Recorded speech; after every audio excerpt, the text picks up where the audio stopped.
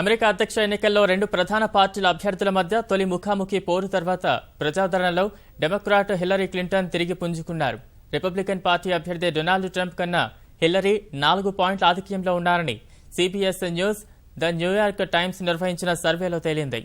గత నెల 26న జరిగిన తొలి బహిరంగ చర్చకు ముందు నిర్వహించిన సర్వేలో ఇద్దరికీ సమానంగా 42 పాయింట్లు రాగా ముఖాముఖి పోరు హిల్లరీకి లాభించిందని ఆ సర్వే అభిప్రాయపడింది.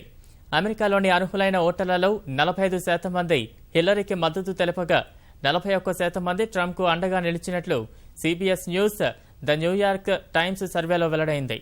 అమెరికా ఎన్నికలకు సంబంధించిన అన్ని సర్వేల్ని విశ్లేషించే రియల్ క్లియర్ పాలిటిక్స్ సంస్థ సైతం హిల్లరీ స్వల్పంగా పుంజుకుని ట్రంప్పై 3.1 పాయింట్ల ఆధిక్యంలో కొనసాగుతున్నారని తెలిపింది.